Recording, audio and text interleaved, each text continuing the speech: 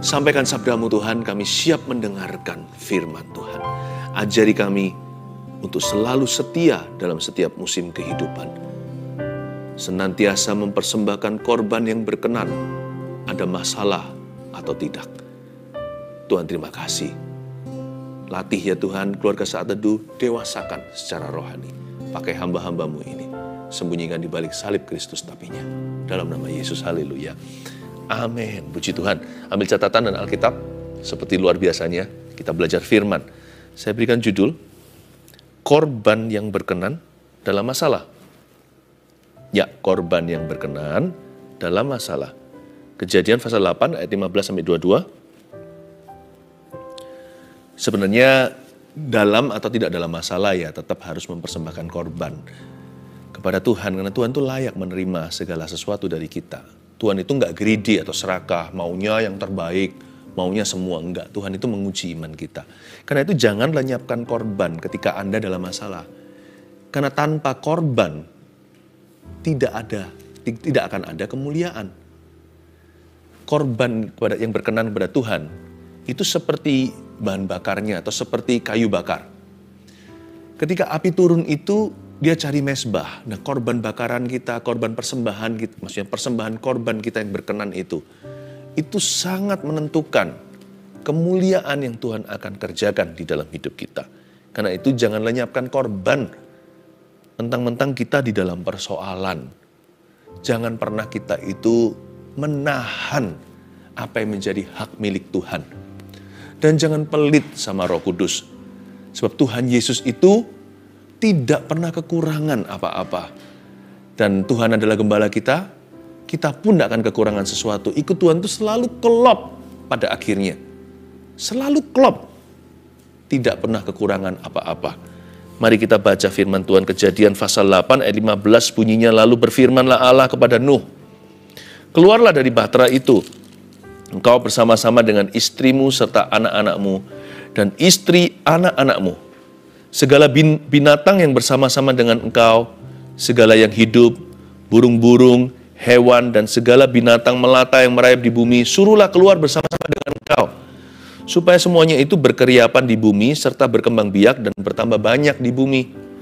Lalu keluarlah Nuh bersama-sama dengan anak-anaknya dan istrinya, dan istri anak-anaknya, segala binatang liar, segala binatang melata, dan segala burung, semuanya yang bergerak di bumi masing-masing menurut jenisnya, keluarlah juga dari bahtera itu. Saya mulai dulu dengan beberapa pewahyuan sederhana. Mulai lagi ayat 15, lalu berfirmanlah Allah kepada Nuh. Kita tahu kejadian Nuh itu sebenarnya mengenaskan karena binasa seluruh dunia. Termasuk hewan yang innocent itu. Mereka ikut-ikutan dihukum akibat dosa manusia. Jangan pertanyakan keadilan Tuhan. Tuhan itu selalu paling adil, Tuhan itu selalu benar. Tapi ya memang dosa ada konsekuensinya karena manusia itulah ruler. Manusia itu pangeran ciptaan. Jadi kalau kita salah itu orang lain kena. Setiap keputusan kita itu pasti berdampak. Nah, singkat cerita, Nuh disuruh masuk ke bahtera. Umur 600 tahun baru terjadi air bah. Dia ingin bahtera itu ditertawakan oleh tetangga-tetangganya. Semua orang seluruh dunia mentertawakan dia. Akhirnya dia masuk. Tuhan berfirman sama Nuh, masuklah ke bahtera itu, kamu dan istrimu, dan juga anak-anak serta menantu. Nah, setelah masuk ke dalam sana cukup lama sih. Setelah turun air hujan dan semua sumber-sumber air di tanah itu dibuka semuanya ternganga. Lalu dari langit turun air bah, banjir luar biasa sampai gunung pun termasuk gunung-gunung yang tertinggi di dunia tertelan semuanya. Pada waktu itu mereka mengapung-apung di air, di atas air yang sudah membumbung tinggi sampai ke langit selama lebih dari 100 hari, 150 tepatnya. Kemudian berfirmanlah Allah kepada Nuh. Ini firman yang ditunggu-tunggu oleh Nuh serta keluarganya. Dia sudah dapat firman pertama dan itu sudah digenapi, yaitu masuklah ke dalam bahtera. Dia tunggu-tunggu dan menanti-nanti kapan Tuhan bilang keluarlah. Apa enggak bosen tuh? Apa enggak dia merasa stres di dalam bahtera selama setahun penuh. Tahukah bahwa Nuh menunggu firman ini genap setahun. Jadi total sejak hujan, dia masuk ke pintu, nanti waktu dia keluar, itu setahun kemudian. Seperti hari-hari ini, di zaman-zaman pandemi. Kita dirumahkan. Orang-orang bertanya, ini sampai kapan? Firman yang seperti ini yang ditunggu-tunggu oleh dunia.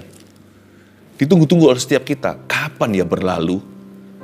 Gak perlu pandemi, karena saya tahu ini akan ditonton sampai nanti Tuhan datang. Masalah setiap kita, kadang-kadang kita juga menunggu kapan problemaku berlalu. Kapan surut nih air bahku? Ini loh yang membuat sesak kami sekeluarga. Persoalan finansial atau persoalan rumah tangga. Kapan ini lewat? Kapan cawan ini akan lalu? Ini firman yang ditunggu-tunggu. Nantikan. Tuhan gak pernah melupakanmu. Cepat lambat, Tuhan pasti berfirman. Agar Anda keluar dari permasalahan Anda. Tapi selama Anda masih di dalam persoalan, persembahkan korban yang berkenan. Jangan sampai salah sama Tuhan ketika Anda dirudung oleh masalah. Firman yang ditunggu-tunggu dunia dan setiap kita, Nuh menunggu genap 1 tahun. Firman itu bunyinya, keluarlah dari bahtera itu. Wow, ini good news yang ditunggu-tunggu. Atau kabar baik yang dinanti-nanti. Ayat 17, bukan hanya Nuh keluar bersama dengan istri dan anak-anaknya. Ya, tetapi juga, lihat ayat 17, segala binatang yang bersama-sama dengan engkau. Segala yang hidup. Jadi yang keluar bukan hanya keluarga manusia. Binatang juga. Semua binatang yang bersama dengan Nuh. Mereka kan satu per atau satu pasang. Dan segala yang hidup yang berada di dalam bahtera itu keluar unharmed, keluar tidak kekurangan. Memang Nuh masih ada di dalam bahtera. Ceritanya, istilahnya seperti kita masih ada dalam masalah. Tapi jangan lupa, ketika kita masih ada di dalam permasalahan kita, Tuhan tetap pelihara loh. Karena itu count your blessing. Jangan hanya Anda hitung apa yang hilang. Jangan hanya Anda itu frustrasi apa yang belum Anda miliki. Hitung juga survivornya. Hitung juga apa yang bertahan. Apa yang masih ada di sisi Anda. Apa yang masih Anda miliki. Apa yang masih Anda punya. Hitung survivornya. Selama Nuh di dalam bahtera, setahun penuh itu, tak satu hewan pun mati. No animal was sick. Tidak ada binatang yang jatuh sakit. Padahal ya, binatang semuanya itu kan pasti rapuh. Saya punya teman yang punya peternakan ayam. Ayam itu dikagetin aja, langsung mati beberapa. Hewan itu, hewan liar, di rimba. Lalu mereka berterbangan. Sekarang burung-burung itu apa nggak stres rontok bulunya? Bahtera segede-gede bahtera itu hanya kapal. Nggak mungkin menang size-nya terhadap alam semesta. Biasanya burung-burung itu terbang, burung merpati, burung gagak, burung-burung liar. Sekarang mereka hanya berapa kali berapa. Lalu belum lagi hewan-hewan yang selama ini berkeliaran di hutan belantara. Lalu sekarang mereka berada di kandang-kandangnya. Kan bukankah firman Tuhan berkata bahwa hewan-hewan itu Tuhan bawa kepada Nuh persis sebelum hujan tiba? Hewan binatang itu datang satu per, satu pasang, tanpa pemberitahuan, tanpa ada usaha. Kalau Tuhan yang ada mau, Tuhan yang buka jalan. Kalau Tuhan memberi janji, Tuhan yang genapi. Hewan itu datang sendiri. Nuh bahkan tidak kejar-kejaran. Nuh tidak coba tangkap. Tidak perlu usaha manusia. Nuh hanya percaya. Dan waktu hewan itu sudah ada di dalam bahtera, sudahkah Anda mempertimbangkan? Bagaimana mungkin hewan-hewan itu tidak ada satu ekor pun yang mati? Nggak ada yang jatuh sakit. Please count your blessing, name them one by one. Hitung berkatmu. Dan tolong diberikan. Tolong Anda itu mempertimbangkan satu persatu yang Allah lakukan. Sementara Anda masih dirudung masalah, bagaimana Tuhan memelihara. Luar biasa loh. He takes care of his people. Dan waktu saya baca ini, saya terkagum. Nuh juga satu keluarga, Nabi Nuh dan istrinya, 3 orang anaknya, 3 orang menantunya yang masuk dalam bahtera. Mereka juga baik-baik saja. Lalu kita lihat ayat 20 sekarang ya. Mari kita pelajari apa yang Nuh lakukan segera dia keluar dari bahtera. What did he first do when he came out of the problem? Apa yang dia lakukan, tindakan Nuh yang pertama-tama ketika dia keluar masalah itu apa? Ya. Lalu Nuh ayat 20 mendirikan mezbah bagi Tuhan. Itu dia. Lalu Nuh mendirikan mezbah bagi Tuhan. Lanjutkan dulu. Dari segala binatang yang tidak haram dan dari segala burung yang tidak haram diambilnya beberapa ekor, lalu ia mempersembahkan korban bakaran di atas mezbah itu. Ketika Tuhan mencium persembahan yang harum itu, berfirmanlah Tuhan dalam hatinya, Aku tak akan mengutuk bumi ini lagi karena manusia, sekalipun yang ditimbulkan hatinya adalah jahat dari sejak kecilnya. Dan aku tak akan membinasakan lagi segala yang hidup seperti yang telah kulakukan. Selama bumi masih ada, tak akan berhenti-henti musim menabur dan menuai, dingin dan panas, kemarau dan hujan, siang dan malam. Apa yang Nuh lakukan pertama kali keluar dari bahtera? This is the first act of Noah when he left the ark. Lalu Nuh mendirikan mezbah bagi Tuhan. Yang Nuh lakukan dulu, nomor 1, ketika masalah itu sudah lalu, adalah dia menyembah Tuhan dengan mempersembahkan korban. Bayangkan, luar biasa ya. Biasanya 10 orang kusta itu pasti akan minoritas yang say thank you. Yang 9 langsung lari, happy ya, langsung berbuat yang dia mau. Aku dulu gak bisa begini, sekarang semua masalahku telah pergi, aku telah bebas. Langsung menikmati kehidupannya. Hanya 1 yang tersungkur di kaki Tuhan dan berkata, Tuhan, terima kasih ya, aku tidak layak menerima pertolonganmu. Dan dari 10 orang kusta itu, 1 yang kembali itu yang bukan Yahudi. Yang 9 itu adalah anak Abraham. Karena mereka punya a sense of entitlement. Mereka punya perasaan, aku memang berhak terima berkat Tuhan. Tapi 1 ini merasa dirinya orang berdosa. Kenapa mendapatkan perlakuan baik dari Allah? Dia berkata, Tuhan, terima kasih ya.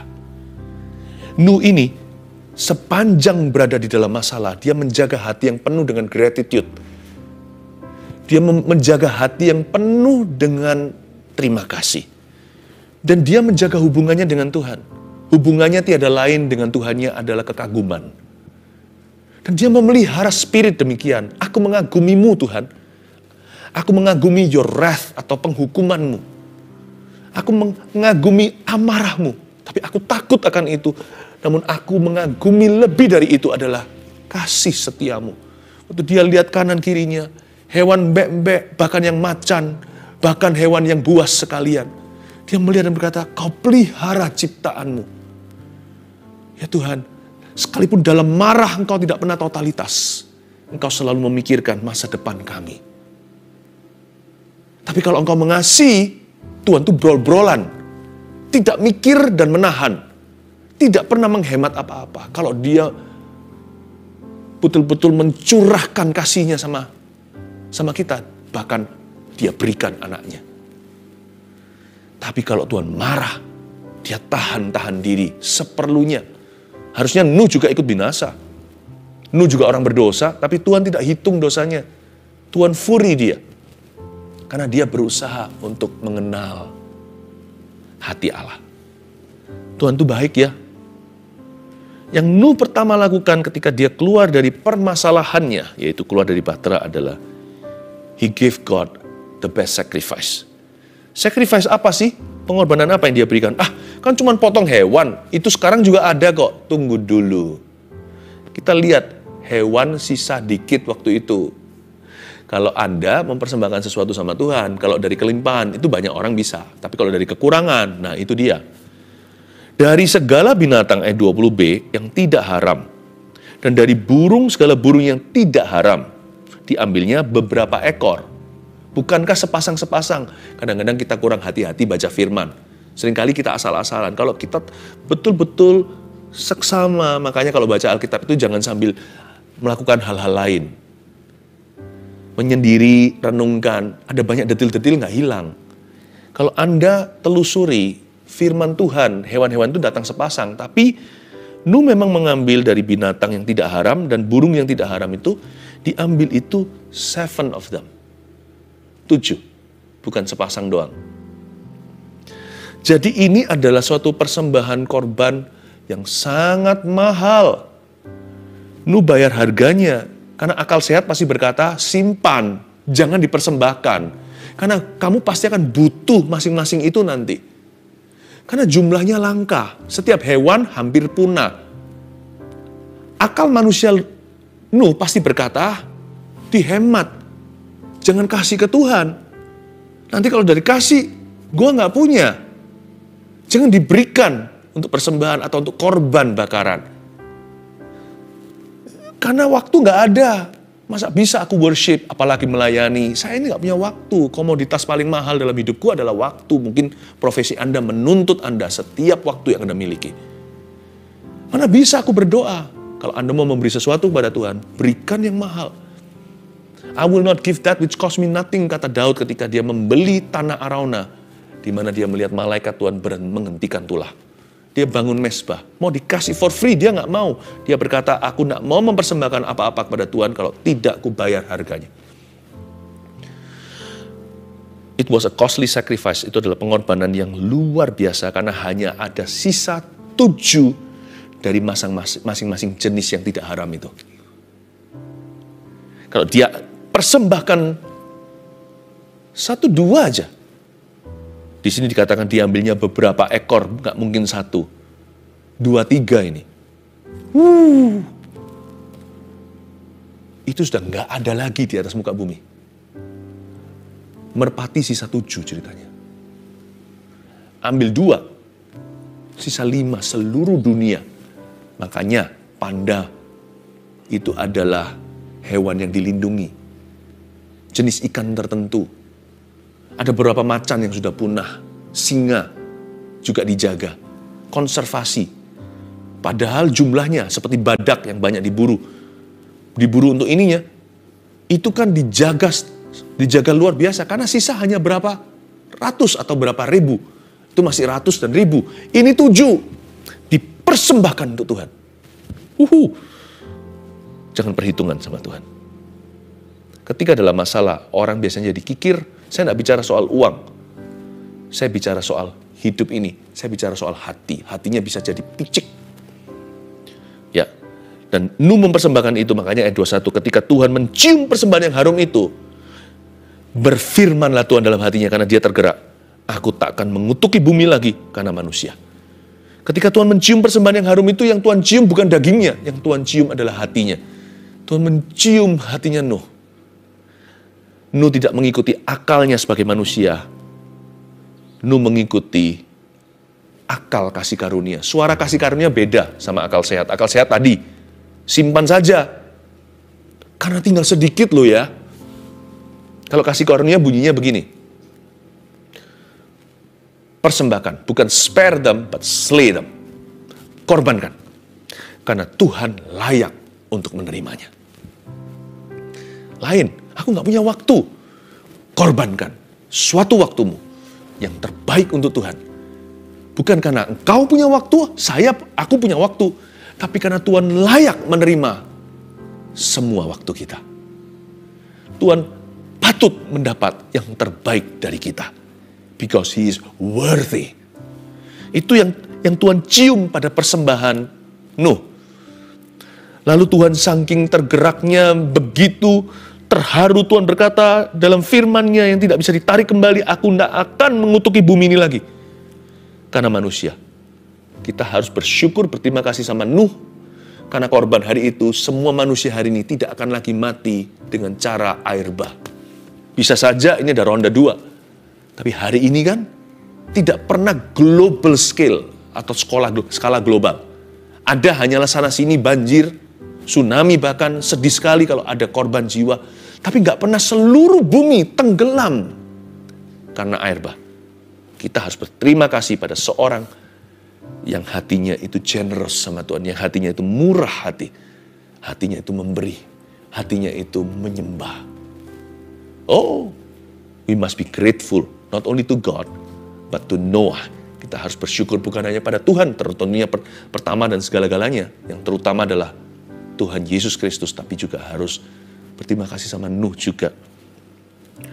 Aku tak akan mengutuki bumi ini lagi karena manusia. Sekalipun yang ditimbulkan hatinya adalah jahat dan sejak kecilnya. Dari sejak kecilnya. Dan aku tidak akan membinasakan lagi segala yang hidup seperti yang telah kulakukan. Ini yang saya sebut full mercy. Kasih karunia sepihak ya ini. Ini yang namanya belas kasihan Allah dari sisinya. Karena Tuhan berkata begini, aku nggak akan mengutuk bumi lagi, nggak akan menghancurkan dengan cara yang demikian, sekalipun, berarti Tuhan tahu, manusia tetap tidak akan grateful, manusia tetap tidak akan berterima kasih, manusia tidak akan berubah. Tuhan berkata, meskipun demikian, sekalipun yang ditimbulkan hatinya adalah jahat dari sejak kecilnya, aku tak akan membinasakan mereka. Kira-kira gitulah ilustrasinya kalau kita mau memahami pengorbanan Yesus di Kalvari atau di Golgota. Kita ini diterima sebagai anak-anak Allah karena menerima Yesus. Kita diberikan spirit atau roh adopsi sebagai anak Tuhan. Kita ini namanya dipindah dari maut kepada hidup, dari gelap ke terang. Nama kita ditulis dalam kitab kehidupan. Itu semua karena Tuhan Allah Bapa kita menerima pengorbanan Yesus Kristus di Kalvari. Kita tidak bisa masuk surga karena amal sosial dan kesalehan sendiri. Nonsens itu. Tidak mungkin bisa seperti berjalan di atas seutas tali dibagi berkali-kali. Nggak mungkin terjadi. Ketika Bapa melihat putranya di atas kayu salib digantung di situ. Eloi, Eloi, lama sabachthani, Bapakku, mengapa engkau meninggalkan aku?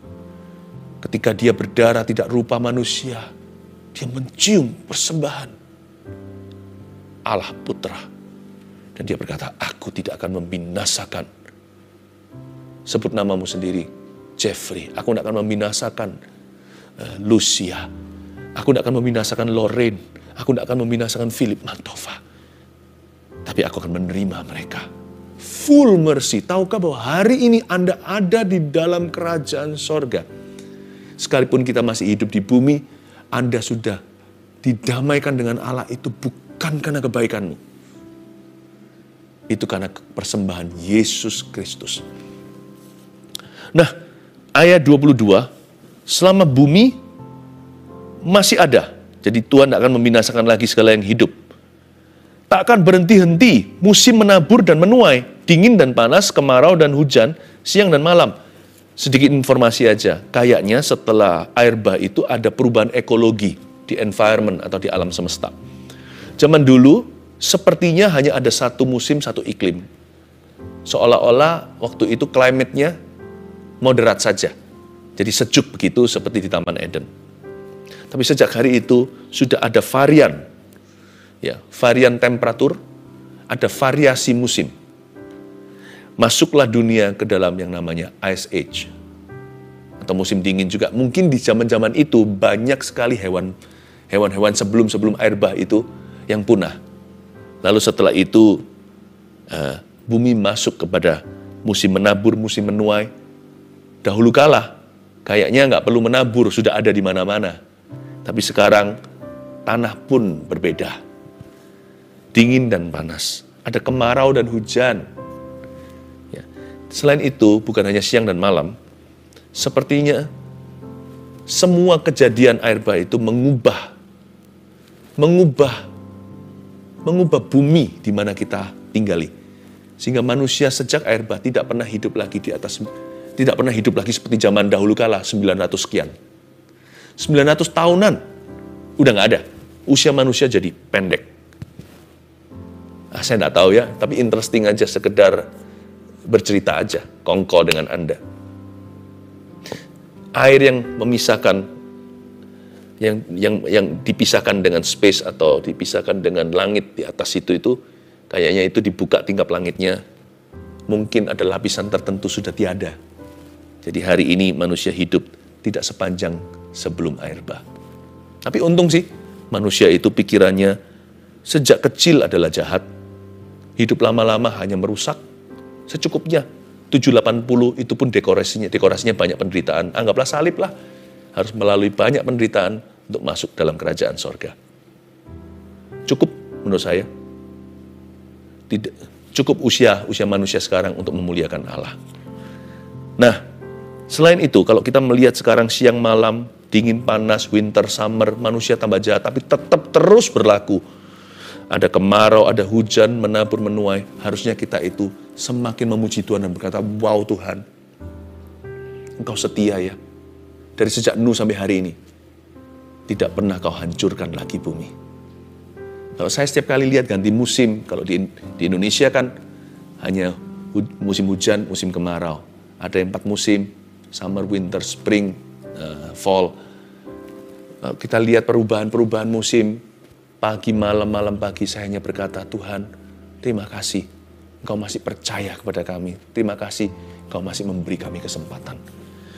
Karena itu dalam kehidupan ini, senantiasa usahakan untuk mempersembahkan korban yang berkenan. Ada 3 hal, korban yang berkenan itu seperti apa? Yang pasti nomor 1 adalah tubuh kita.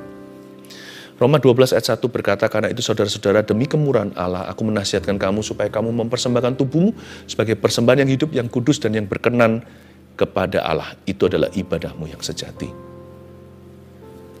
Kalau kita sedang dalam masalah apalagi, jangan berdosa. Memang jangan berdosa itu bukan hanya dalam masalah. Ketika nggak ada masalah juga jangan berdosa. Tapi biasanya manusia dalam persoalan cenderung meninggalkan Allah. Karena itu, korban yang berkenan setiap waktu, apalagi ketika seseorang berada dalam masalah, adalah mempersembahkan tubuhnya sebagai persembahan yang hidup dan berkenan kepada Allah. Jangan tinggalkan Tuhan ketika dalam masalah. Jangan kita jatuh dalam dosa secara sengaja. Karena kita kecewa, kok doaku belum dijawab ya? Kita marah sama Tuhan, mengepalkan tangan kita, ya kan? Tinju kita ke sorga dan berkata, di mana engkau ketika aku membutuhkanmu? Jangan lakukan itu. Jangan mengepal tinju, angkat tangan seperti ini dan menyembah. Ketika mujizat belum terjadi, kita masih bisa memberikan persembahan yang berkenan. Jangan marah sama Tuhan. Jangan melukai diri sendiri. Jangan menjadi orang yang murtad dan menjual imannya. Jangan jadi orang yang merupakan kutuk bagi sesamanya. Jangan liar hatimu. Persembahkan tubuhmu ketika dalam masalah. Tuhan, aku gak bisa keluar dari masalahku, belum keluar dari Batra. Tapi satu hal yang aku bisa berikan, dan aku gak perlu tunda. Bapa, aku persembahkan tubuhku sebagai persembahan yang hidup kepadamu. Kudus dan yang berkenan. 2. Apa yang kita bisa persembahkan sebagai persembahan yang berkenan pada Tuhan adalah harta kita. Filipi 4:18 berkata, kini aku telah menerima semua yang perlu daripadamu, kata Paulus. Malahan lebih daripada itu, aku berkelimpahan, karena aku telah menerima kirimanmu dari Epafroditus, suatu persembahan yang harum, suatu korban yang disukai, dan yang berkenan kepada Allah. Kalau kita tidak bisa memberi dari kelimpahan, kita bisa memberi dari kekurangan. Jangan pernah kita jadi orang yang kikir, picik, dan pelit. Sekalipun masih dirudung masalah keuangan sekalipun. Tolaklah untuk menjadi orang yang perhitungan dengan Tuhan. Taburlah apa yang baik. Belajarlah untuk berbelas kasihan pada orang-orang di sekeliling Anda. Ya. Dan juga belajar untuk melakukan kebenaran. Jangan pelit sama Tuhan ketika kita masih di dalam masalah. Saya ngerti ada orang tertentu yang betul-betul dirudung masalah financial. Seperti itu gimana? Saya pernah ditanya oleh seorang jemaat dan berkata, Pastor Philip, apa yang harus kulakukan kalau aku masih punya hutang sekian? Apakah aku tetap mendukung misi? Apakah aku tetap akan memberikan persembahan itu dan ini? Saya berkata, no. Sebagai hamba Tuhan yang takut akan Tuhan, saya beritahu, prioritas nomor 1 adalah kembalikan uang orang lain dulu. Anda tidak bisa memberi persembahan dari sesuatu yang bukan milikmu. Itu uang orang lain. Balikin. Itu bukan hakmu. Kau mencuri hak mereka. Kembaliin.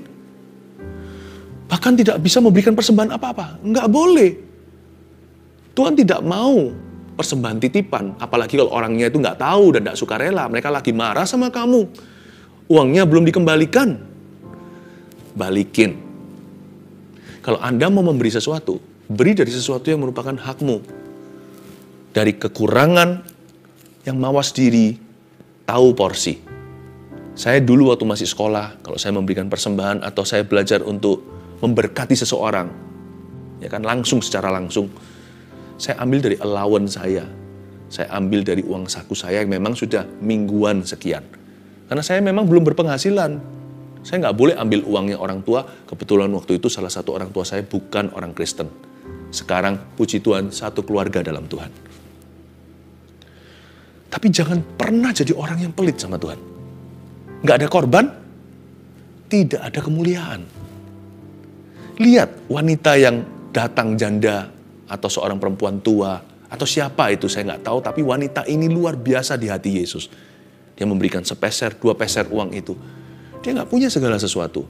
Hanya itu yang dia miliki, tapi dia persembahkan pada Tuhan. Tuhan Yesus berkata, persembahan orang ini lebih besar. Jangan pernah pelit ketika dalam masalah. Karena tidak ada korban, tidak akan ada terobosan, tidak akan ada kemuliaan. Yang terakhir adalah pujian kita.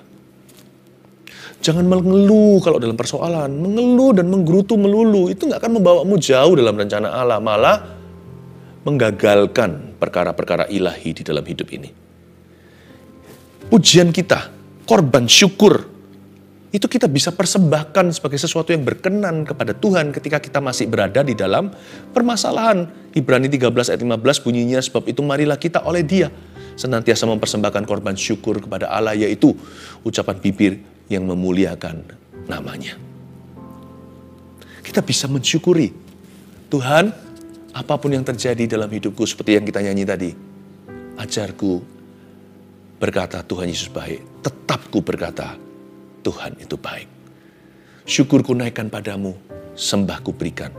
Aku tidak punya apa-apa, hanya ini Tuhan persembahanku, korban pujian dari mulutku, sebab hanya itu yang kumiliki. Pakailah hidupku sebagai alat di tanganmu seumur hidupku.